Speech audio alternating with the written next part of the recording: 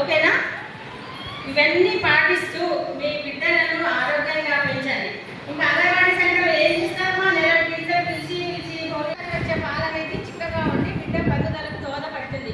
కాబట్టి మొదటి పాలు రెండో పాలు మొత్తం ఒక బ్రెస్ట్ మొత్తం బిడ్డ తాగిన తర్వాత బిడ్డను పడుకోబెట్టి తర్వాత లేచిన తర్వాత రెండో మనం లేదా పప్పు లేదా గుడ్డు లేదా పాలు లేవా ఉన్నాయి కదా అన్నీ ఉన్నాయా?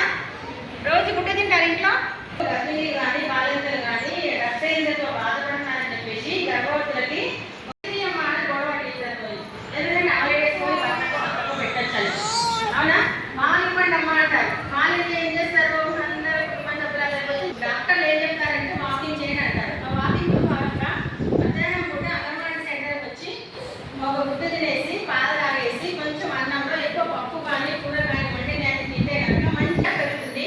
ఎప్పుడైతే గర్భవతిగా తెలిసిందో అప్పటి నుంచి బిడ్డకు 2 సంవత్సరాలు వచ్చే వరకు కాలాన్ని వెళ్ళి బంగారు రోజున ఇప్పుడు ఏముందంటే 2 సంవత్సరాల తర్వాత 2.5 సంవత్సరాలు రాగానే 3వ సంవత్సరం పడగానే కాన్వెంట్కి బస్ ఎక్కిస్తారు.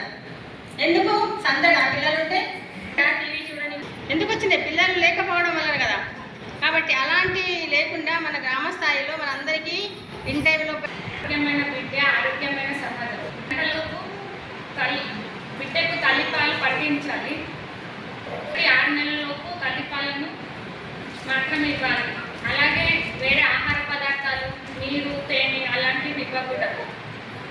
బిడ్డ ఎదుగుదలకు మరియు అవసరమైన అన్ని పోషకాలు ఉంటాయి. వాటి నుండి రక్షణ కూడా లభిస్తుంది. తల్లిపాలతో పాటు వయసుకు తగిన అనుబంధ ఆహారం ఇవ్వాలి.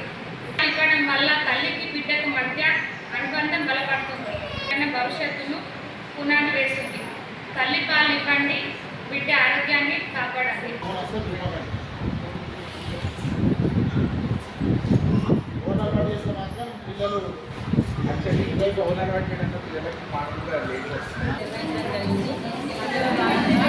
ఈ సంవత్సరం థీమ్ ఏంటంటే సుస్థిరమైన జీవితానికి తల్లిపాలు చాలా ముఖ్యమైనదండి. గ్రామాల్లో ప్రతి అంగన్వాడీ సెంటర్లో తల్లిపాల వారోత్సవాలు నిర్వహించి వాళ్ళకి సామూహిక సీమంతాలు నిర్వహించి గర్భవతి తీసుకోవాల్సిన జాగ్రత్తలు మరియు గంటలోపు రూపాయలు ఇవ్వడం వల్ల తల్లికి బిడ్డకు కలిగే లాభాలు మరియు కేవలం 6 నెలల వరకు తల్లిపాలే ఇస్తూ 2 సంవత్సరాల వరకు తల్లిపాలు కొనసాగించాలి. ఆ 7వ నెల నుంచి అనుబంధ పోషకాహారం మొదలుపెట్టి 2 సంవత్సరాల వరకు తల్లిపాలు కొనసాగిస్తూ ఉండాలి. ఇది తల్లి గర్భం ధరించినప్పటి నుంచి 2 సంవత్సరాల వరకు ఉండే కాలాన్ని 1000 గోల్డెన్ డేస్ అని అంటారు. కాబట్టి ఈ విషయాలన్నీ ఇక్కడికి వచ్చిన గర్భవతులకి పాలకులకి కుటుంబ సభ్యులకు అందరికీ అవగాహన కల్పించడం జరిగింది. ప్రతి అంగన్వాడీ సెంటర్లో అంగన్వాడీ టీచర్లు తక్కువ బరువుతో పుట్టిన బిడ్డలని మరియు శాము మ్యాము అండర్ వెయిట్ పుట్టిన బిడ్డల గృహ సందర్శనాలకు వెళ్ళి వాళ్ళ కుటుంబ సభ్యులకి అవగాహన కల్పించడం జరుగుతుంది. కాబట్టి అందరికీ ధన్యవాదాలు.